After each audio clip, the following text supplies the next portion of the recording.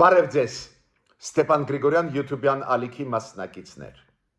Ողջունում եմ ձեզ բոլորիդ։ Այսօր մարտի 19-ն է։ Մենք շարունակում ենք մեր աշխատանքը։ Այսօր ես ձեզ հետ կխոսեմ Պուտին-Տրամփ բանակցությունների արդյունքները, կներկայացնեմ իմ կարծիքը, ինչով ավարտվեցին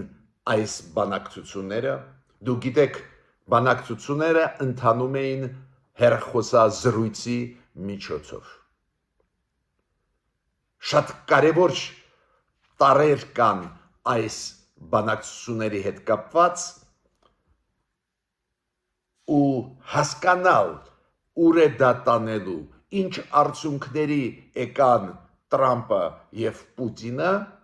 անչափ կարևոր է։ Տրամփը դուք գիտեք, ուզում է կանգնացնել պատերազմը Ուկրաինայի դեմ ուղղված։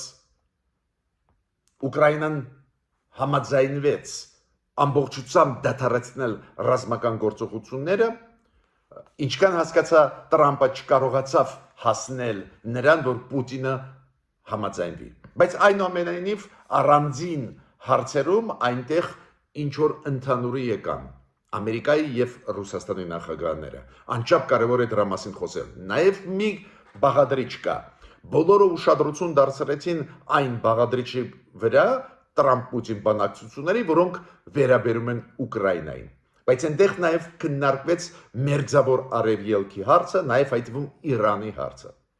Ոստեղ է, որ Ռուսաստանը իր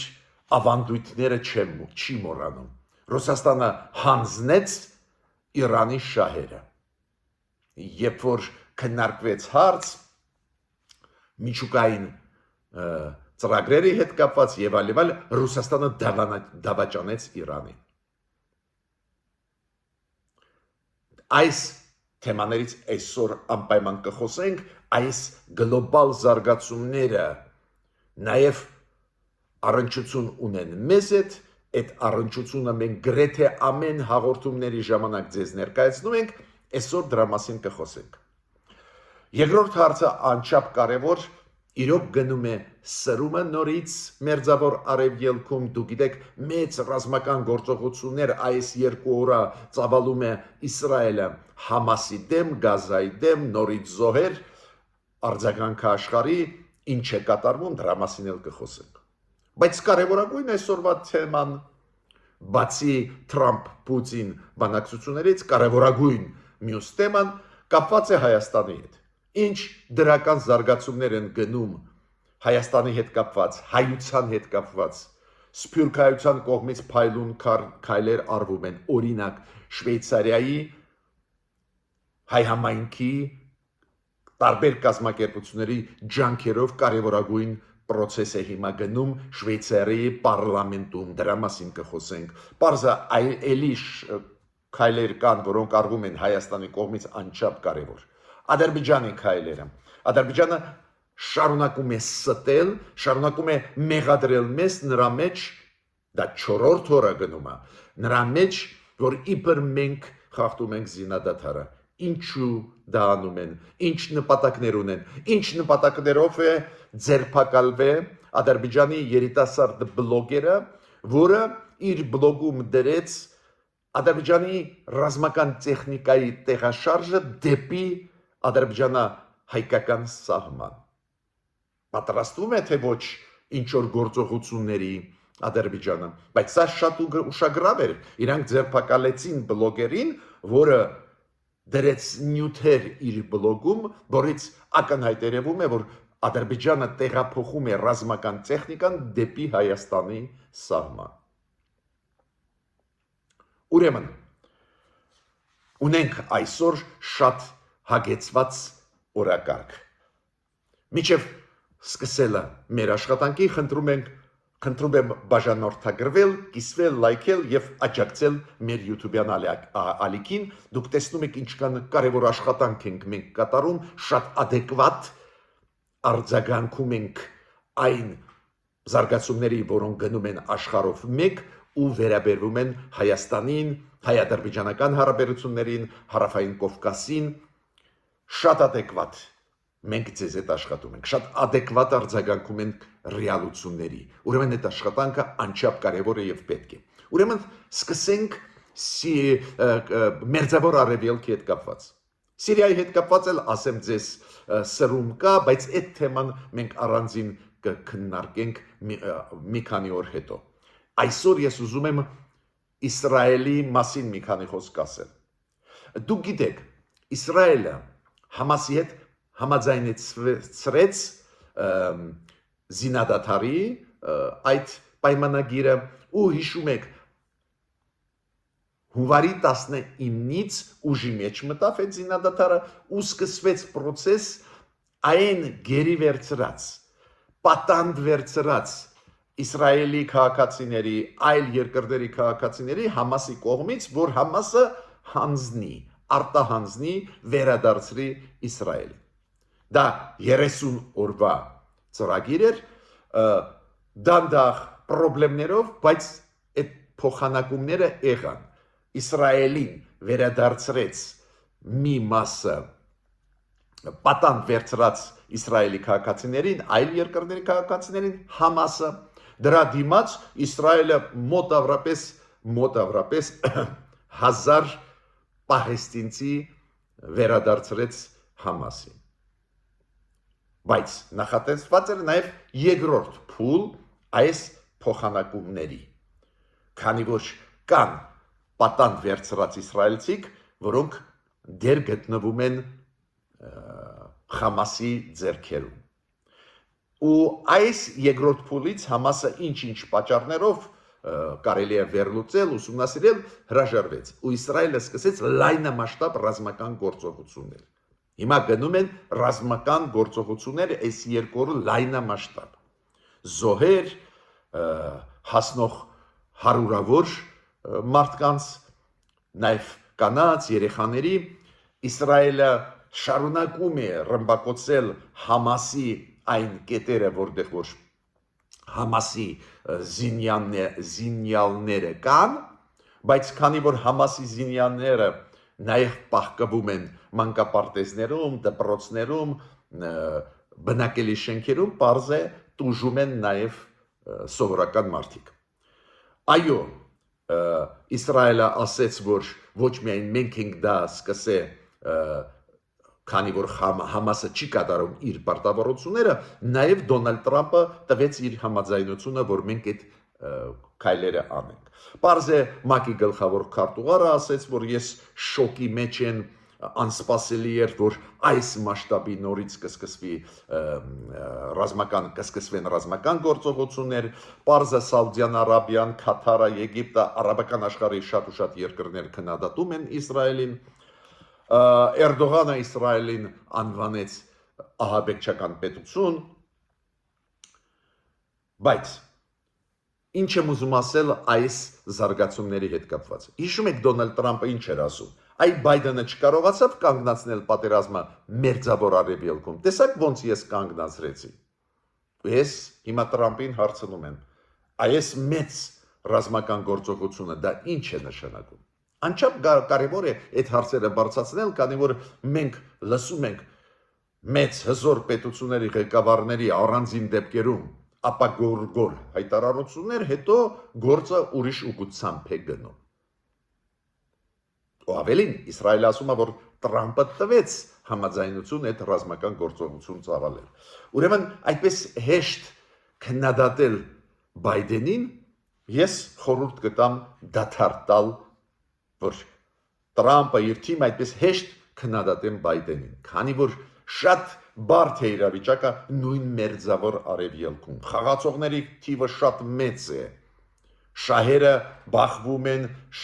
շահեր տանող, առաջ տանող պետությունների թիվը մեծ է։ Շահեր այս մերձավոր արևելքում ունեն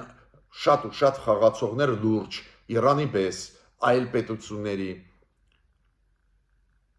Ուրեմն այդպես հեշտ քննադատել նախկիններին, Բայդենին ու ասել, որ Բայդենը չկարողացավ պատերազմը կանգնացնել, հեսա մենք կանգնացրեցինք, հիմա պարզապես Տրամպը տվեց հրաման Պաղեստինի այս խմբավորումներին պատժել։ Նույնիսկ միգուցե Պաղեստինի այս խմբավորումները լրջագույն սխալ են անում, որ չեն վերադարձնում պատան վերցրած իսրայելցիներին, նույնիսկ, բայց պարզվում է, որ բարդ խնդիրներ են։ Ռուսաստանը, պարզը Ռուսաստանի քաղաքականությունը ցինիկ քաղաքականություն է, աներես քաղաքականություն է, Ռուսաստանը քննադատեց, այդ ոնց է Իսրայելը ռմբակոծում է քաղաքացիական մարդկանց, դա հանցագործություն է եւ այլ, ես էլ հարց եմ տալիս։ Նույն Պուտինին դու բանակցել ես Տրամպի հետ։ Բանակցել ես, չէ՞, հեռախոսազրույց եղել է, որի մասին մի քիչ ավելի ուշ մենք հիմա ձեզ հետ կխոսենք։ Պարզ է, չէ՞, բանակցել է։ Դու գիտեք, որ բանակցությունից կներեք Տրամպի հետ բանակցություններից հետո Պուտինը այդ հեռախոսազրույցից հետո անմիջապես հետո հրաման տվեց ռմբակոծել Ուկրաինան։ Ուրեմն դա ցինիզմ է։ Ուրիշին քննադատել, մինչդեռ Ուկրաինանում նույն Պուտինը նույն հանցագործություններ կատարում է։ Ռմբակոծում է նաև բնակելի շենքեր, միտումնավոր թե ոչ, այդ ուրիշ խնդիր է։ Եթե միտումնավոր դա ուղղակիորեն ռազմական հանցագործություն է, եթե տեխնիկան այդքան հետամնաց է, որ չի կարող դիպուկ կետային հարվածնել հասցնել, դա այլ հարց է, բայց փաստը մնում է փաստ, որ Ռուսաստանն էլ վարում է Ուկրաինայի դեմ անմարտկային պատերազմ ու ագրեսիա։ Ու ուրեմն Պուտինը այն մարդը չի կամ Ռուսաստանը այն պետությունը չի, որպես հեշտ ուրիշներին քննադատի ռմբակոծությունների համար։ Հիմա Պուտին-Տրամփ բանակցությունների մասին հեռախոսազրույց երեկվա պետք է ասեմ, որ բոլորը նշում են, որ դա ամենաերկար բանակցային process-ն է Միացյալ Նահանգներ Ռուսաստան կամ Միացյալ Նահանգներ Սովետական միության լիդերների միջև։ Ավելի երկար չի եղել բանակցային process։ Տևեց 2.5 ժամ։ Մյուսը, ինչի մասին պետք է ասեմ, Տրամպը չկարողացավ հասնել նրան, դա պետք է մենք ֆիքսենք, որ ստիպի Պուտինին, որ Պուտինը դադարեցնի պատերազմական գործողությունները։ Դուք հիշում եք, գլխավոր Տրամփի պահանջը Զելենսկու առջև նա էր, որ Զելենսկի դու պետք է համաձայնվես դադարեցնել պատերազմական գործողությունները։ Հիշում եք, Զելենսկին էլ հարցերը դնում էր, Տրամփի հետ նույնիսկ բանավիճեցին, ընթարվեցին, բայց հետո Զելենսկին համաձայնվեց։ Ասեց լավ, հարգում եմ ձեր ցանկությունը խաղաղություն հայտնել նախագահ Տրամփ, համաձայն եմ դադարեցնել ռազմական գործողությունները օդում, ջրում, ցամաքում։ Ու քանի որ Տրամփի ու Պուտինի բանակցություններից հետո Միացյալ Նահանգները արեցին հայտարարություն, նաև Դոնալդ Տրամփը գրառում իր սոցիալական ցանցերում, Տրամփն էլ արեց կարճ գրառում, այնտեղ ֆիքսված են, որ Պուտինի հետ համաձայնվեցին չռմբակոծել էներգետիկայի ինֆրաստրուկտուրան, էներգետիկայի օբյեկտները չռմբակոծել եւ ռազմական գործողություններ չծավալել Սև ծովում։ Դա նշանակում է, որ Տրամփը չկարողացավ հասնել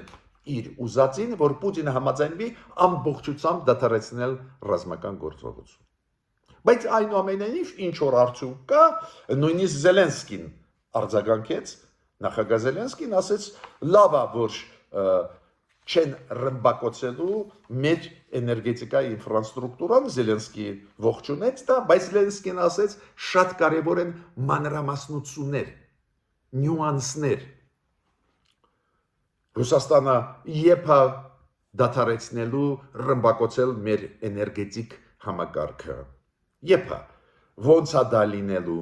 քանի որ Ռուսաստանը այդ ես եմ գումարում, Ռուսաստանը ռմբակոծելով օրինակ էներգետիկայի ոլորտի օբյեկտները, երբ իրան ասում են, ինչի ես ռմբակոծում, եվրոպացի կամ ամերիկացի խստացնելով սանկցիաները, Ռուսաստանը ասում է, մենք չենք ռմբակոծել, մենք ռմբակոծել ենք ռազմական օբյեկտը Ուկրաինային։ Արի ապացուցի ստուգի, ով է այդ վերիֆիկացիան անելու, ով է ճշտելու ինչ էր ճիշտը, որը սխալ։ Օրինակ հայ-ադրբեջանական սահմանում կանգնած են եվրոպական դիտորդները։ Իրանք ասում են, ոչ Հայաստանը, ոչ մի քայլեր Ադրբեջանի դեմ չի անում։ Մենք մոնիտորինգ ենք անում սահմանը հայ-ադրբեջանական հայկական կողմից ու արտասովոր ոչ մի բան չենք տեսնում։ Ոչ մի տեղաշարժ, զորք, զինվորներ մենք չենք տեսնում։ Դոս միջնորդ կա կամ անաչար աչքեր կան։ Հիմա Զելենսկի դասուբա, բայց ոնց մենք ստուգենք դա։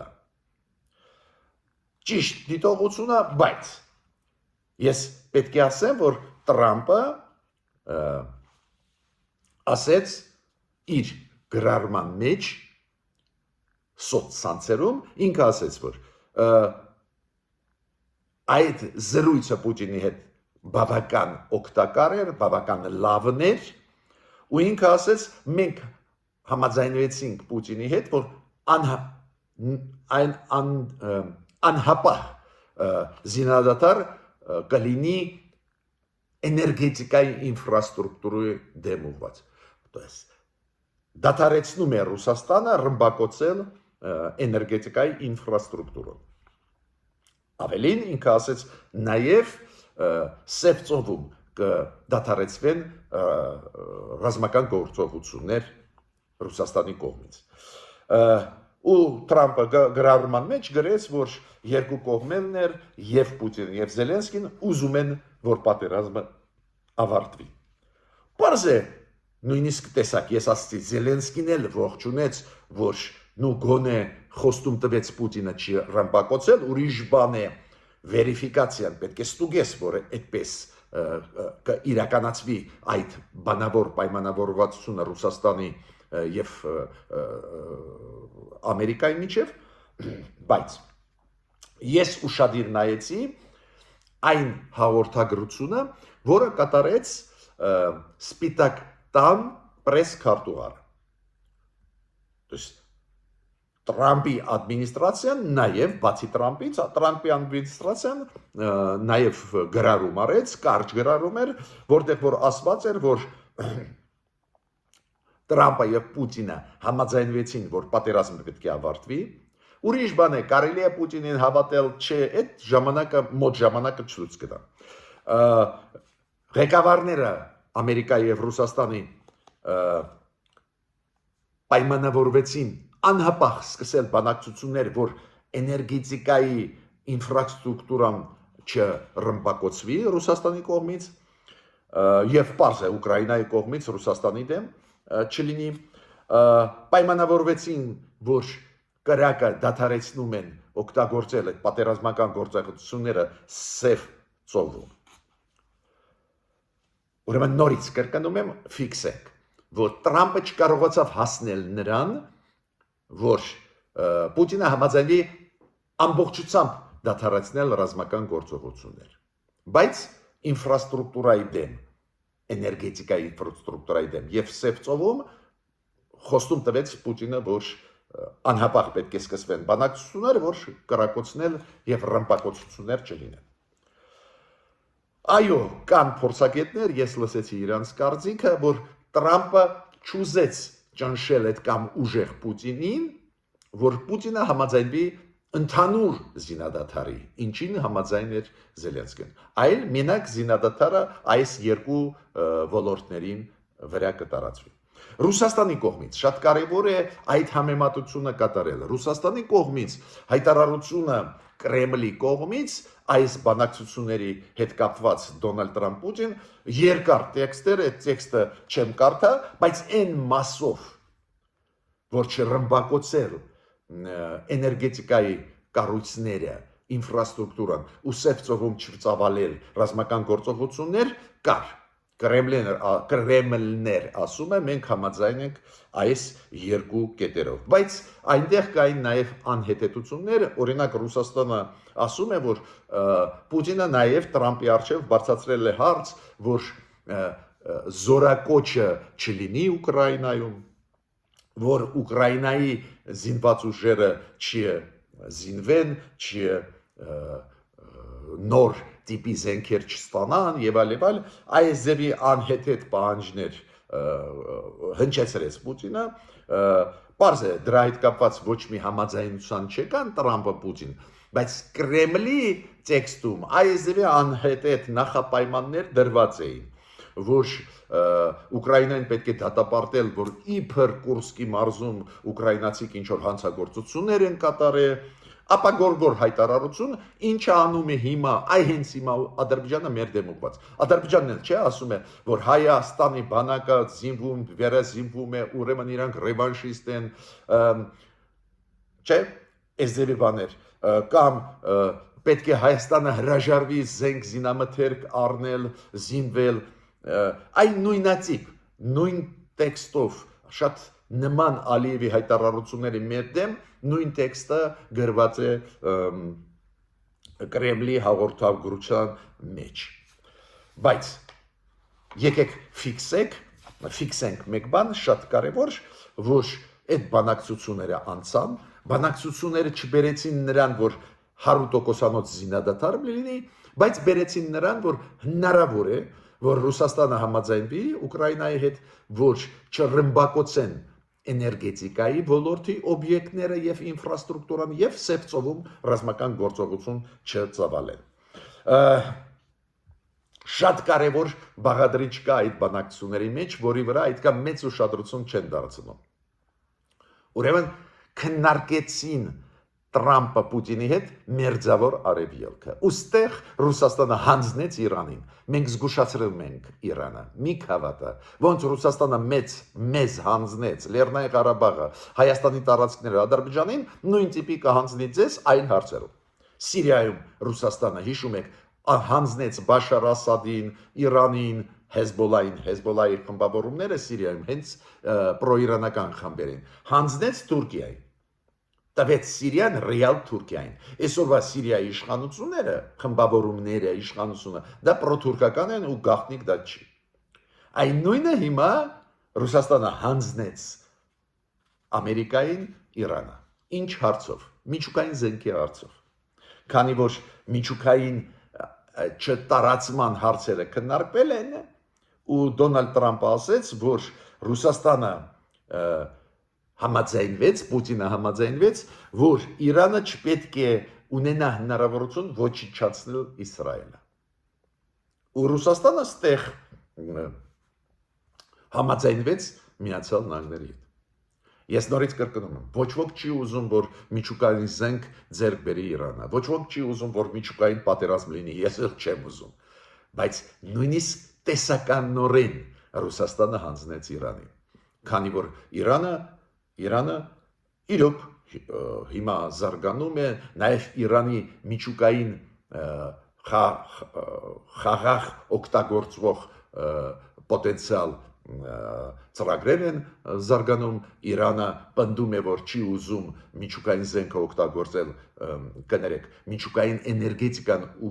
օգտագործել, որ միջուկային զենք ստանա, ուզում է միջուկային էներգետիկան օգտագործել էներգետիկայի համար, զարգացման պետության համար, բայց նույնիսկ այս կոնտեքստով Ռուսաստանը հանձնեց Իրանին։ Տրամպի հետ համաձայնվեցին, որ Իրանը միջուկային ծրագրերը չպետք է զարգանան, քանի որ դա կարող է լինել Իսրայելի համար վտանգ։ Շահը ստեղ Միացյալ Նահանգների ես հասկանում եմ, Ռուսաստանի շահը չեմ հասկանում, քանի որ Ռուսաստանը ռազմավարական նշանակություն պայմանագիր կնքեց մի ամիս առաջ Իրանի հետ ու նույն պահին հանձնեց շահերը Իրանի։ Ռուսաստանի հաղորդման մեջ Կրեմլի մերձավոր արևելքի հետ կապված մենակ ընդհանուր խոսքեր են, որ Տրամպի հետ Պուտինը քննարկեց մերձավոր արևելքի հարցերը, բայց Իրան վարեց Դոնալդ Տրամպը եւ Միացյալ Նահանգների Սպիտակ տան պրեսքարտուղարությունը, որը ասեց, որ հենց կոնկրետ համաձայնության Պուտինը եկավ Իրանի դեմ ինչ-որ քայլեր անել։ Հիմա Ուիտկոֆը, Ստիվ Ուիտկովը հատուկ բանագնաց է Տրամպի մերձավոր արևելքի հարցերով, նաև ինքը հիմա զբաղվում է Ուկրաինայի հարցերով, Ռուսաստանի հարցերով, նաև ու ինքը ասեց, որ այս կիրակի օրը, գալացող կիրակի օրը անպայման ուկրաինացիների հետ այն ձեռք բերված պայմանավորվածությունները Ռուսաստանի հետ մենք կքննարկենք։ Ես պետք է ասեմ, որ Բրիտանիան ողջունեց այս process-ը Տրամփ-Պուտին ու Բրիտանիան ասեց լավ է որ ինչ որ պայմանավորվածությունների եկակ, բայց այս պայմանավորվածությունները պետք է աշխատեն ի օգուտ ի պաշտպանություն Ուկրաինայի։ Բրիտանիան հետ չի կանգնի Ուկրաինայից։ Նայեք ինչ նուրբ դիվանագիտություն է։ Բրիտանիան ասում է, հա, դուք չեկաք խաղաղության, չկարողացաք պահանջել Պուտինից, որ դադարեցնի, բայց այնուամենայնիվ պայմանավորվածություն երկու հարցերում կա, մենք ողջունում ենք, բայց Ուկրաինայի շահերը չեք կարող ամերիկացիք Տրամփ դու ոտնահարես։ Կոշտան, Անտոնիո Կոշտա, Եվրոմիության նախագահն ասեց, որ Ռուսաստանից եկած վտանգը լուրջ է, լրջացեք Եվրոպա։ Այդ շատ կարևոր հայտարարություններ են, որոնք բերում են նրան, որ համախմբում է Եվրոպան, որ այո, Դոնալդ Տրամփի քաղաքականությունը բարդ է, Դոնալդ Տրամփի քաղաքականությունը շատ մոտ է պրոպուտինյան քաղաքականությանը, այդ վտանգ է նաև Եվրոպայի համար, ու իրանք հասկանում են, դա նշանակում է, որ Ռուսաստանը ել ավելի հակված կլինի Եվրոպայի դեմ ուժային քայլեր անելու։ Կոշտան շատ կարևոր միտք ասեց Եվրոմիության նախագահին, ինքը ասում է, հա, անմիջական վտանգը հենց այն պետությունների նկատմամբ է Եվրոմիության անդամ, ովքեր ունեն սահման Ռուսաստանի հետ կամ մոտ են, Բալտյան երկրները, Լեհաստանը, Ֆինլանդիան, Շվեդիան, բայց ինքը ասում է բոլորիս համար դա վտանգ է, քանի որ նկարտումները Ռուսաստանի Եվրոպայի դեմ ուղղված ակնհայտ են։ Հիմա ես ուզում եմ անցնել մեր հայկական հարցերին։ Շատ լուրջ հարցեր են, լուրջ են զարգացումները, վտանգները ես տեսնում եմ, միաժամանակ զարգանում է Հայաստանը, միաժամանակ սփյուռքահայությունը շատ լավ է աշխատում, դրա մասին մենք կխոսենք, բայց միջև այդ ես ուզում եմ ողջունել ձեզ բոլորիդ, որ բաժանորդագրվում եք, կիսվում եք, լայքում եք, ես նաև ողջունում եմ միշտ մեր վերջի ժամանակներս մեր չաթի ակտիվ մասնակիցներին, Անահիտ Վարդանյան, Արմեն Սարգսյան, Մարինե Սարգսյան, Աննա Երվանձյան, Անահիտ Գալստյան, Լյուբա Ազատյան, Լուսինե Ալեքսանյան, Անուշ Հակոբյան, Սաթիկ N, այդպես իրան ներկայացնում է մեր բաժանորդը Դաս Սամ, Լև Կոհեն, Հակոբ Օնկուր, Բենո Արուստամյան, Անահիտ Իշխանովնա, Անջելիկա Աբրամյան, Յանա Բարսեղյան, բոլորիդ շնորհակալ եմ, քանի որ չաթում ակտիվացումը նաև զարգացնում է մեր YouTube-յան ալիքը ու ավելի է տարածում էֆեկտիվ մեր նյութերը, ինչը անչափ կարևոր է, որ մենք հասկանանք նաև մեզ այդ ինչ է կատարվում։ Օրինակ Շվեյցարիայի պարլամենտում եւ ներքին պալատում, ներկայացուցիչների պալատում եւ սենատում, վերին կանտոնների պալատում։ Դուք գիտեք, հիմա գնում է process ստեղծել պլատֆորմ, որի շրջանակներում Ադրբեջանի կառավարությունը պետք է բանակցի Լեռնային Ղարաբաղի հայերի հետ եւ ներկայացուցիչների հետ, ոնց իրանք կարող են վերադառնալ։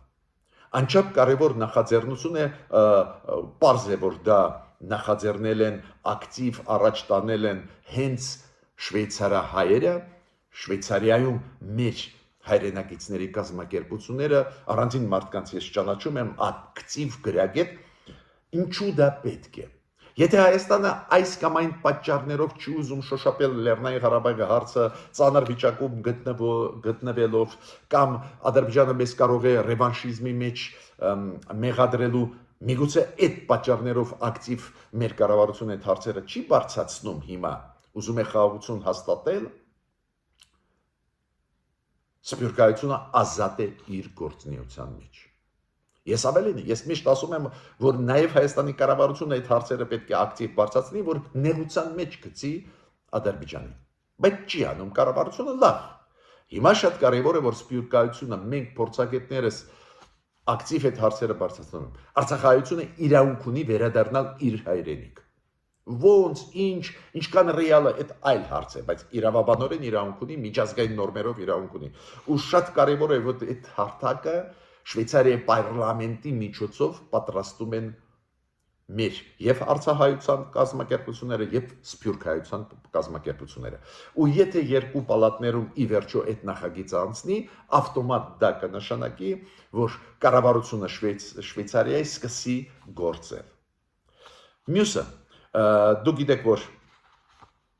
ես միշտ ողջունում եմ երբ որ մեր պաշտոնական պատվիրակությունները մեր փորձագետները մասնակցում են տարբեր խոշորագույն կոնֆերանսների գլոբալ ֆորումների օրինակ երկխոսությունը ռայսինը դիալոգ ռայսինը այդ հայտնի հնդկական ֆորմատ է երբ որ հարյուրավոր պետությունների ղեկավարներ գալիս են արտգործնախարարներ վարչապետներ նախագահներ ու Հնդկաստանում այդ ֆորումը անցնում է ես 5 տարի առաջ մասնակցել եմ այդ ֆորումում իրոք շատ մեծ ֆորում է հզոր ու շատ կարևոր այնտեղ ասիական երկրներ, եվրոպական, Միացյալ Նահանգներ, շատ ու շատ խաղացողներ այնտեղ մեծ դեր են խաղում ու շատ հետաքրքիր ֆորում է ու մեր պատվիրակությունը այնտեղ է փոխարտգործնախարարի պարոն Կոստանյանի մակարդակով անչափ կարևոր է պանելային ելույթ կունենանք մերոնք կունենան անչափ դա կարևոր է այնտեղ է ուրվագծվում գլխավոր զարգացումները աշխարհով մեկ ոչ միայն Հնդկաստանի հետ կապված այդ գլոբալ ֆորումը միշտ ես ողջունում եմ այս ձևի նախաձեռնություններ իդեպ ասեմ ձեզ Մեծ Բրիտանիան երկար ժամանակ բան չէր ասում բայց Մեծ Բրիտանիայի արտգործնախարարը ասեց մենք ջերմ ողջունում ենք Հայաստան-Ադրբեջան հնարավոր ստորագրվելիք խաղաղության պայմանագիրը նույնը Մալթան նու եվրոպական երկրները քայլ առ քայլ ողջունում են այդ process-ը մասամբ մեր կառավարությունը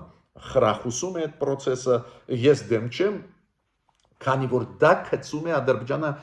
ծանր վիճակի մեջ ծուղակի մեջ Ադրբեջանը մի կողմից չի կարող ասել որ չի համաձայնեցրել խաղաղության պայմանագրի տեքստը մեզ հետ չի կարող ասել որ Հայաստանը չգնաց զիջումների Ինչը իրան բավական բարդ վիճակի մեջ է դնում, քանի որ եթե հիմա Ադրբեջանը ասի Հայաստանը գնաց զիջումների, թքած ես ունեմ, աշխարհը չի հասկանա։ Նա Ադրբեջանը չի ուզում ստորագրել, գոնե այս փուլում ակնհայտ է չի ուզում ստորագրել խաղաղության պայմանագիրը, նույնիսկ համաձայնեցված տեքստը, նույնիսկ բավական իրենց համար լավ տեքստը, նախապայմաններ դնում է, մենք շատ ենք քննարկել, ինչու վարկաբեկելու մեզ համար, լարվածուն ռեգիոնում մտցնելու, պահ բռնելու համար հարցակվել Սյունիքի միջանցքը գրավել, պահ բռնելու համար անկլավները մեզանից խլել միակողմանի։ Մենք բոլորս դա հասկանում ենք։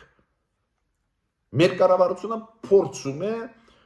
ավելի կոնստրուկտիվ ուղղությամբ աշխատել եւ ուղղել Ադրբեջանը կոնստրուկտիվ ուղղությամբ, նաև դիմելով տարբեր կառավարությունների, տարբեր երկրների, որ ողջունեն այդ process-ը, որ Ադրբեջանը սահմանափակված լինի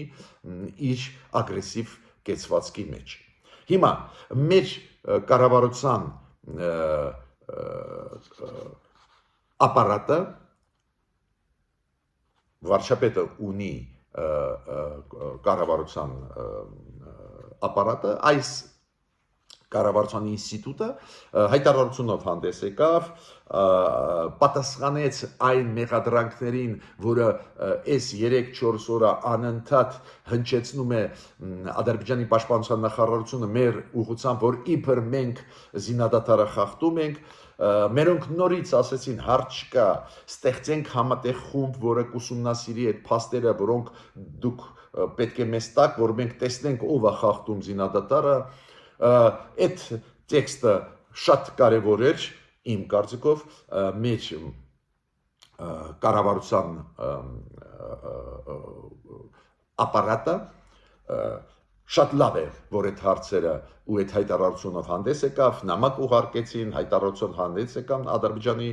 որ ասեցին մենք պատրաստ ենք ուսումնասիրել ցանկացած ձեր կողմից հնչած կասկած կամ մեղադրանք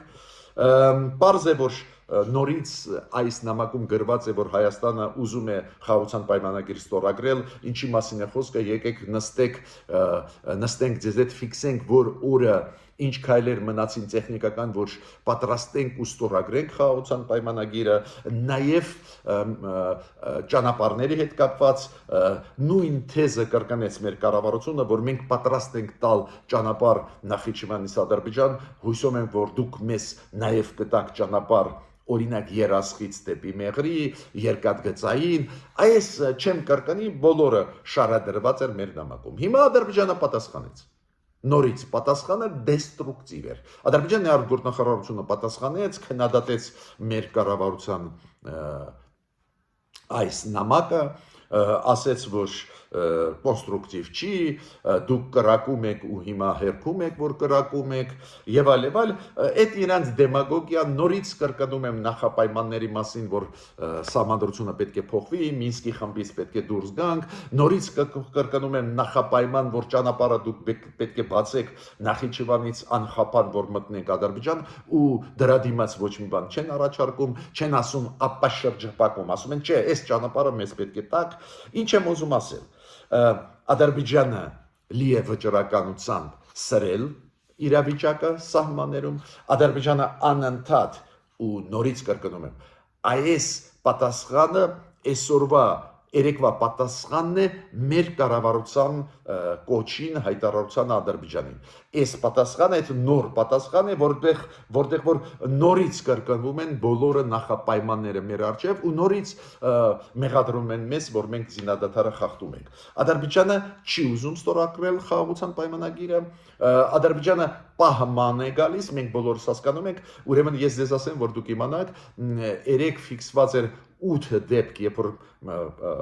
վերջի 3 օրում 8 դեպք, երբ որ Պաշտպանության նախարարությունը Ադրբեջանի մեղադրում են մեզ, որ մենք խախտել ենք զինադադարը, մեր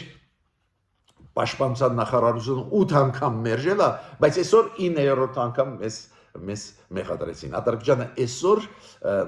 9-րդ անգամ ասեց, որ իբր 3 ուշ երեկոյան ու